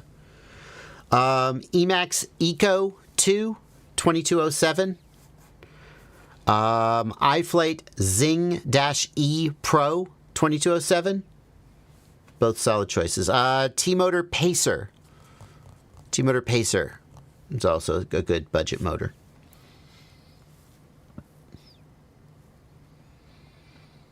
What's a recommended AM32 stack for a 5-inch freestyle build?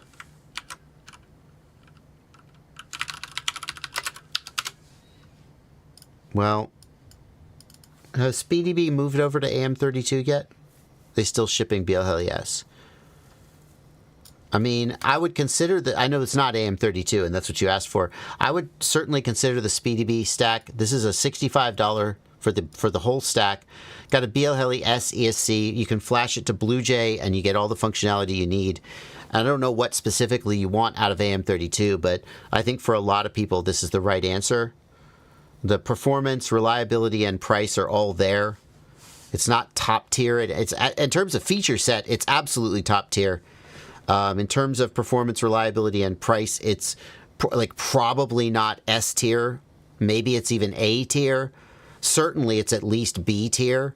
And when it's given the price, I just think that this should be the answer for a lot of people. So I didn't answer the question that you actually asked, but I gave you the answer that I thought was honestly true.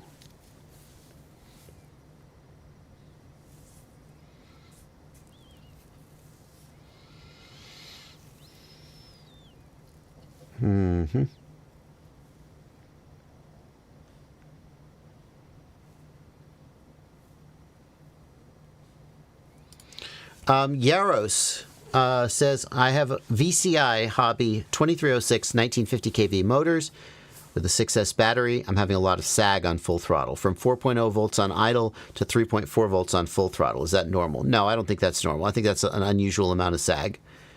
A 4.0 volt battery is basically fully charged, and a 3.4 volts is going to give you low voltage warning. And I would not expect to see a low voltage warning from a basically fully charged battery on a full throttle punch out.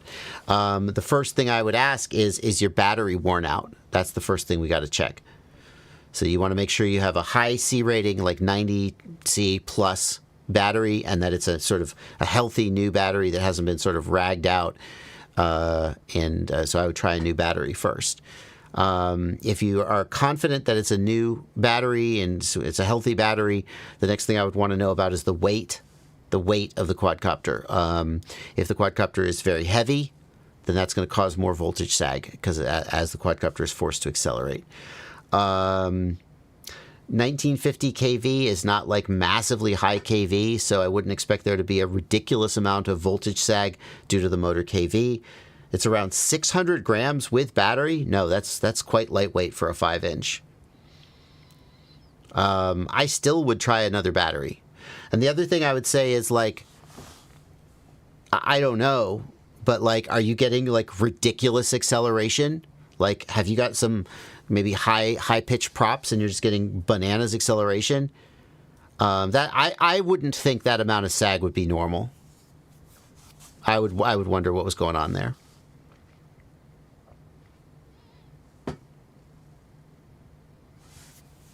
So.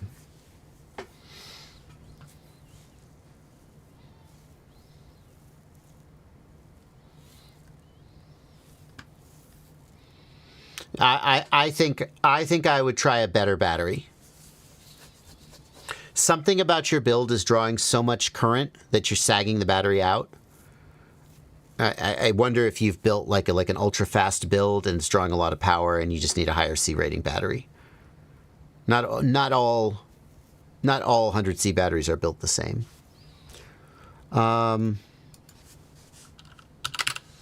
LL asks, so you can flash any BL32 ESC to Blue Jay? No. You can flash any BL Heli S ESC to Blue Jay. BL Heli 32, you cannot flash to Blue Jay. Just wanted to make sure we caught that.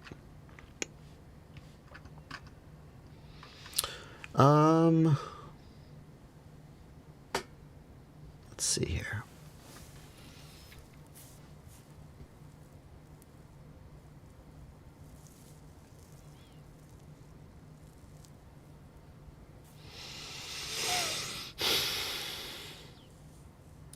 Does silicone conformal coating on an ESC meaningfully increase the risk of overheating? I don't think so. I don't have any proof. I don't have any scientific tests. But I don't think so. Because, when you're flying, you got a lot of airflow anyway. So it feels like there's a lot of cooling on the ESC.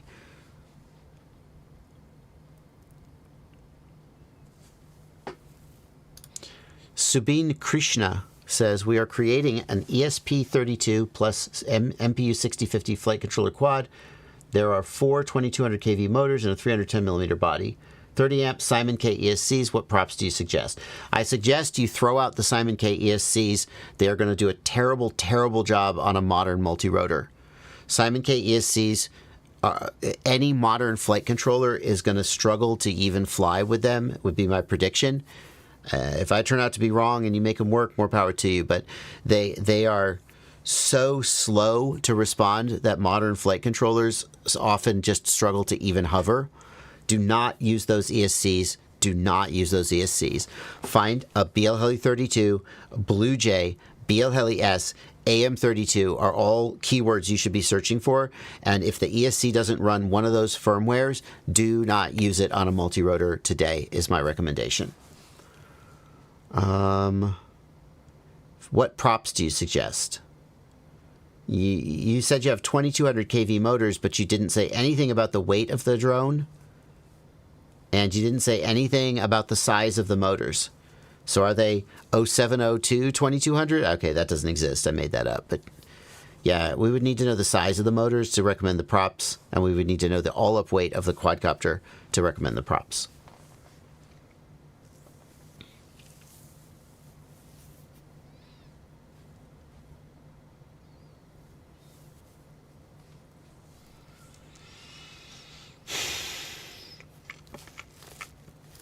What's the largest battery you'd recommend on a 5-inch freestyle? I typically prefer a smaller battery because I typically prefer the drone to be lighter weight. So I would go for about an 1100 to 1300 milliamp hour as the sort of baseline. Many people want longer flight time, and especially if you're not flying with a GoPro, then you can afford to spend a little bit more weight on the battery and go up to like a 15 or 1600 milliamp hour. I feel like when you're getting up into the 1800 milliamp hour size, that's when the battery starts to get heavy enough that I'm like, okay, really? So that to me would be the range that I would give you. Some people would go heavier and be okay with how it flies, but I don't think so.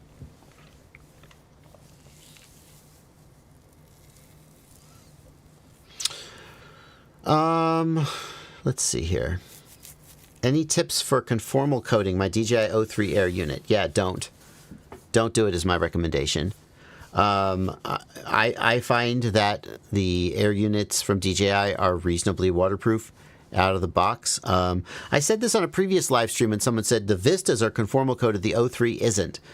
I don't know about that, but like I know people who've had the O3 underwater, and it was fresh water, not salt water, but it was okay. If you want to conformal coat it, you just have to be really careful because there are internal connectors, and if you conformal coat those connectors, then it's not going to work. You'll have to find a way to clean them off, and you may be just making yourself a lot of problems for yourself. Conformal coating got into my camera pins. Should I throw it in the bin? You should be able to remove the conformal coating with acetone, but the problem is that the acetone may also soften the plastic. I don't know. You could try touching the camera pins with a hot soldering iron and see if you can burn off the conformal coating. That's a thought.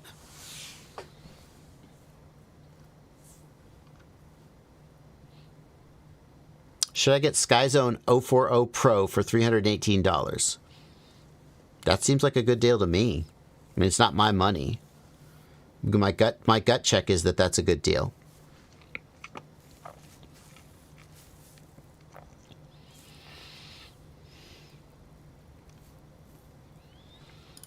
When building a bespoke build, how do you choose a motor size and KV when considering all-up weight and prop size? Is it just community guidance and testing, or are there real numbers behind it? I once tried to derive a formula that gave you a reasonable guess, reasonable estimate of prop size, motor size, and motor KV, given a certain weight of drone that you wanted to fly, and I could not work backwards to even a semi-reasonable formula to recommend motor size and KV. And the reason is that a motor's mechanical efficiency and a prop's mechanical efficiency has a huge amount of variability. So you say, I need to generate this much thrust, okay? And then I want to pick a prop and I want to pick an RPM and pick a KV to generate that much thrust. But the efficiency of the prop, in other words, I put 100 watts of power into the motor, and that motor spins the prop, and I get so many grams of thrust out. And the watts per gram is the efficiency of the system. That efficiency has a huge amount of variability in it. Even just among throttle position. The efficiency of a motor at 10% throttle versus 50% versus 80% versus 100% is wildly different. And it's not like you could even reasonably generalize that like all 2207 motors have approximately X% efficiency at 50% throttle. Like I tried so hard to make this formula work to produce even a semi-reasonable estimate of motor KV and motor prop size, and there, like I talked to Chris Rosser he actually did original, not original research. He has research into motor and prop efficiency, and I talked to him for several hours trying to get to some place where that was useful. And the long story short is it wasn't possible. So no, I don't think, unless you have the ability to kind of simulate motors and props in a meaningful way with like high-end simulation software, I don't think that there's a formula that can tell you what motor and prop to pick, because I tried to derive the formula and I couldn't do it. That doesn't mean no one could do it, but it just means I think it's a way harder problem than people think. So how do you pick a motor and a prop? The answer is thrust testing. You take the motor, and guys like Chris Rosser test it on the bench, and that isn't perfectly reflective of what you're going to see in flight, but it does get you in the ballpark. And then you build a drone, and you fly the drone. And then you see how it did, and maybe you swap the prop, and you fly it again, or you swap the motor, and you fly it again. And eventually you come up with guidelines, like if you ask me, building a 7-inch drone, well, I could guess that it's going to weigh about, say, 1 kilogram to 1,500 grams, and probably you need a 28 millimeter motor in about 1,300 kV on a 6S battery. And I know that because other people have built a bunch of those drones, and I know that formula works. I would just say real quick, I linked in the Discord the picture from Rosser's motor video that shows the curve that he has, that he pulled from common motors that are used at each prop size.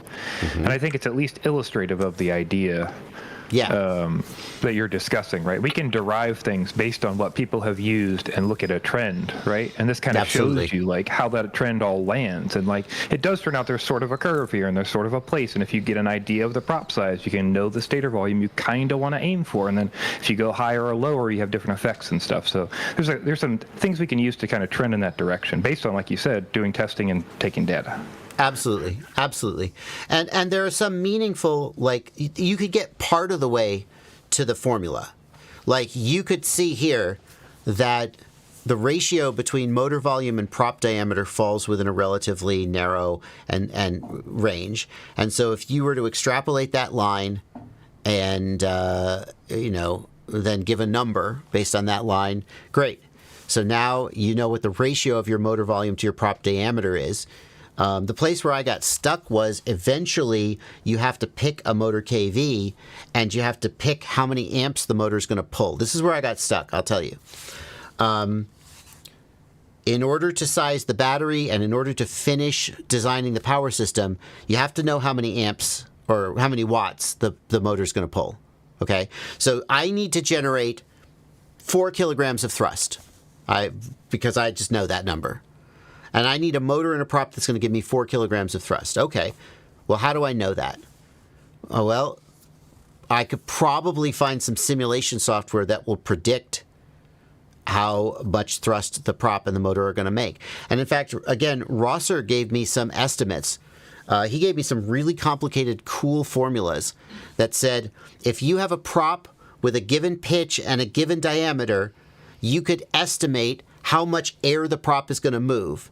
And based on the theory of conservation of momentum, if you're moving this mass of air at this speed, you can then know that you're generating this amount of thrust. And I was like, that's really cool, Chris. What that means is that without ever putting a prop on a test stand, I can estimate how much thrust the prop is going to make at a given RPM. Fucking A. So the next step is to then say, okay, I need a motor to drive that prop. Well, if I know that the motor volume has a certain ratio to the prop diameter, I could approximate my motor volume, and then I could look at motors with that volume and pick one. Okay, we're getting there. But the final step that I could not get past was, the next thing I need to know is how many watts is that motor going to pull to generate that thrust. I need to generate 4 kilograms of thrust. I know what prop I'm going to pick, and I know what motor I'm going to pick. I know what KV that motor is going to be because I know what RPM the motor needs to spin. How many watts is that motor going to pull? Because I need to size the battery. And the mechanical efficiency of the motor and prop is so variable that it is impossible to even ballpark that number without bench testing. And that's where my little experiment stopped. Oh, and then you want to estimate the flight time. So you want to say, if I have a battery of this size and C rating, can it provide the power to the motor? And then when also, how long will I be able to fly for? And you just can't answer those questions without real world testing, in my opinion.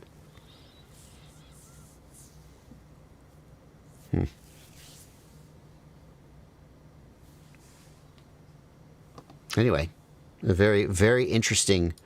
It was a very interesting experiment that I was disappointed to reach the end of. And I learned a lot, but I didn't get to the final answer that I was hoping to get to. Let's do a couple more super chats. We're getting to the end of the stream. We'll be finishing up at 3 o'clock Eastern time in just about 13 minutes.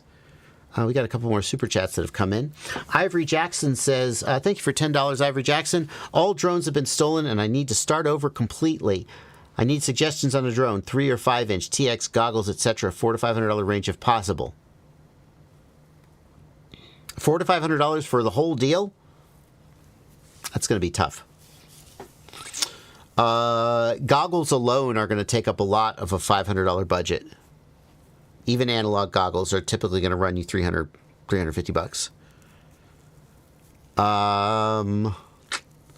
If you have a $400 to $500 budget for goggles, a controller, and a drone, it seems to me like one of the Tiny Whoop sized, a Tiny Whoop with like a Radio Master Pocket controller for $60. Tiny Whoop's going to cost you $100. Radio Master Pocket controller is going to cost you $60, and then you're going to buy a set of goggles. If you can swing into the $350 range, something like the Sky 040 Pro from Sky Zone, or you could save a little bit of money and get a goggle like the Fat Shark Echo or the another analog box goggle, the Yashin EV800 DM. If you can find used analog, I think the goggles are going to be the biggest challenge there. Used analog goggles in the $300 range, and then that's going to leave you a little bit of money for like a Tiny Whoop and some batteries, and a Radio Master Pocket is going to be the controller you definitely should get.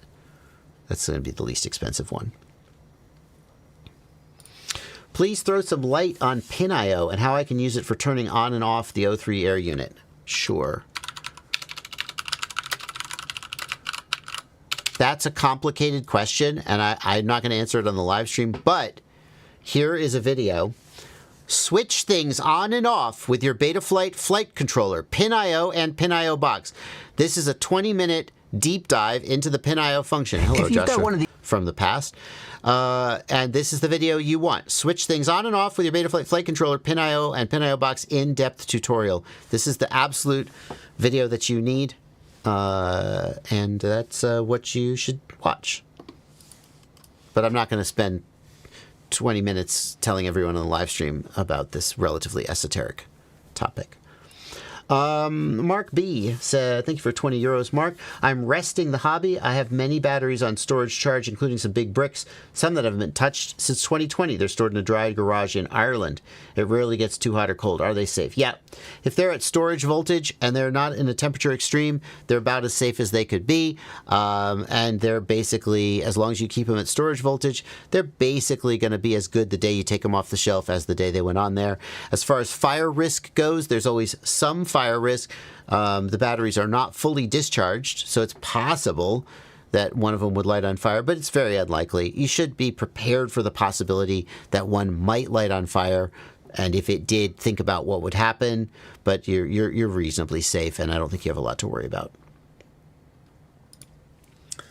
100 rupees from Nobody, who asks the minimum size and battery for a 1 kilogram camera lifter for 30 minutes of flight. Not 1 kilogram.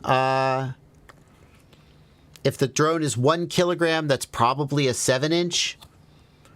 For battery, you're going to have something like a 6,000 milliamp hour 6S. And I think with careful flying on a typical 7-inch at 1 kilogram, you could get 30 minutes off a 6,000 milliamp hour 6S lithium ion. Let's just say he's actually saying 1 kilogram camera. Is that? Oh, the camera is a kilogram? Oh, I don't know. That's my guess from reading that. That's my guess. I read 1 kilogram could be wrong. Camera lifter. Right. If it's a 1 kilogram camera lifter, I don't know. Minimum 10-inch. Better 13-inch. And as far as battery,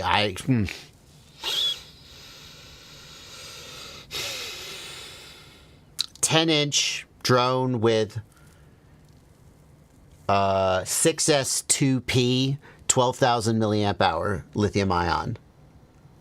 I just made that up. I think that, yeah, bad for life. I kind of agree. I said minimum 10-inch, but you want to fly for 30 minutes with a 1 kilogram camera? That's a lot. Bad for life, I'm gonna agree with you. I mean, I know a 13-inch can do it. I carried 10 pounds on a 13-inch drone for 7 minutes with 19,000 milliamp hours. So you're trying to carry 2 pounds. So I feel like a 13-inch can do that 1 kilogram for 30 minutes with a big enough battery. I don't know what battery you need, though. Like, you're going to need a lot of battery.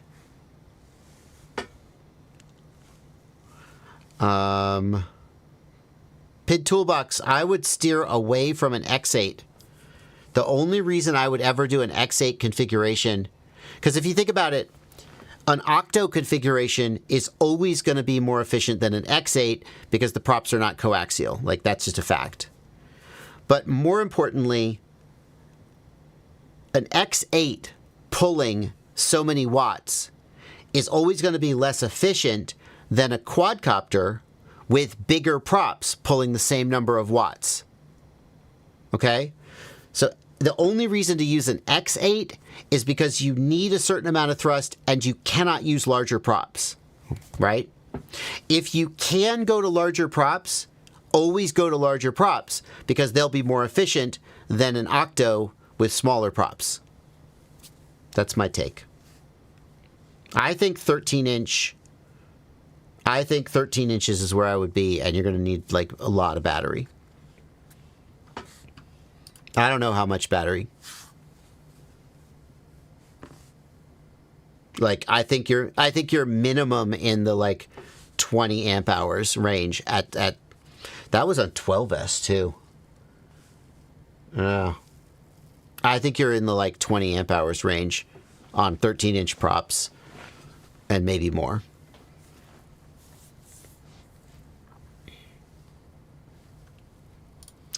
Real world difference, 900 megahertz versus 2.4 gigahertz ELRS. 900 is more latency and range. Not actually more latency these days. But by how much? I think that all else being equal, I measured about a 6 dB difference between 900 and 2.4. A 4 dB, that's like 1.4 times the range. Again, all else being equal. So, a rough rule of thumb, 900 megahertz will give 1.4 times the range, all else being equal. But all else is not equal.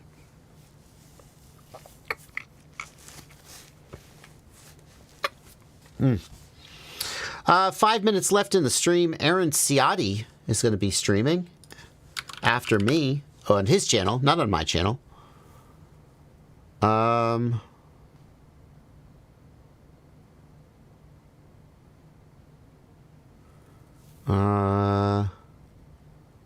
Oh, Ciotti, thanks for sticking up for me, dude. What is Exiled's question?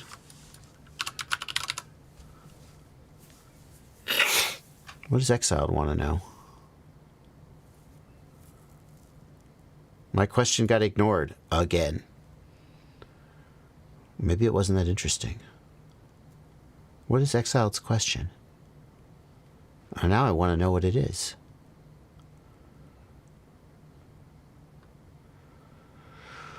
I can't find Exiled's question.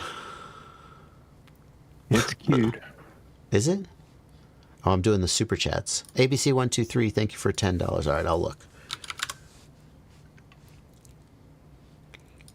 Is Eachine EV200D still relevant for a budget? Yeah, no, it's still relevant for a budget, 100%. It's pretty budget. Oh, wait, no, EV200? No, don't buy that. Don't buy the 200. I read 800 in my head. Don't buy the 200. No, do not buy the EV200D. I don't think it was that great on the day it came out, but it's definitely not. You shouldn't buy it now. Landed hard on my first flight. One of the magnets came out of the motors. I put it back in. Nope, that's a losing game. It's just going to come out again. Do not. That motor is. Once a magnet drops out of the motor, in my opinion, it's done. Some people will like super glue it back in again, but the super glue never holds and the magnet comes out and the motor's not balanced correctly. So like if you absolutely have to get your drone in the air, it can temporarily work, but it's not a permanent solution. That motor's basically done. Is it a super chat, Blunty? No, it's just a regular chat. All right, let's get Exiled's question. Exiled, I don't think you emailed me this question. You said you emailed me 2 weeks ago. I don't remember getting this question in email. I don't know what to tell you. But let's go ahead and get your question since it seems really important to you. On the Tiny Whoop talk, best advice for learning to fly indoors? Liftoff micro drones? Yeah, that's a great advice. Liftoff micro drones is a simulator specifically for tiny whoops and has indoor environments so you can learn to fly indoors. That's great advice. Ultimately, it's just, excuse me.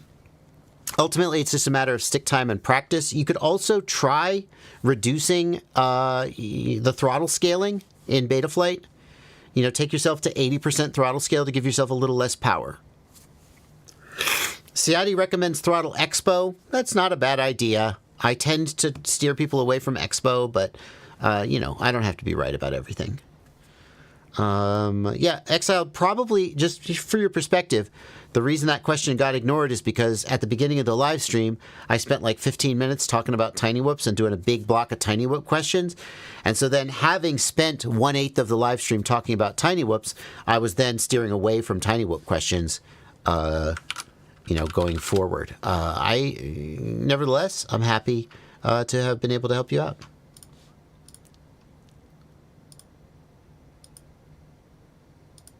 As always, if your question doesn't get answered on the live stream, and there are currently 46 questions queued. Thank you, Eric Toff, for a $20 donation. Good seeing you yesterday, man. There are 45 questions queued that we are not going to get to because the live stream's almost over. If I don't get to your question, no need to worry. You can always just email me, jb@joshuabardwell.com. Looking for exiled FPV. jb@joshuabardwell.com is where you can email questions. Exiled indoor FPV, is that it? Let's see. 11 days ago. Huh. I don't know. Yeah, no, I don't don't remember seeing that question. Very interesting. And it currently shows as unread, but it's from 11 days ago. Weird. Anyway, there you go. Glad we could get your question answered. That's going to do it for the stream, everybody. We'll see you tomorrow at 8 p.m. Eastern Time for the next one. And happy holidays to those who are celebrating. Have a great stream, Ciati. We are going to get out of here. Bye-bye, everybody.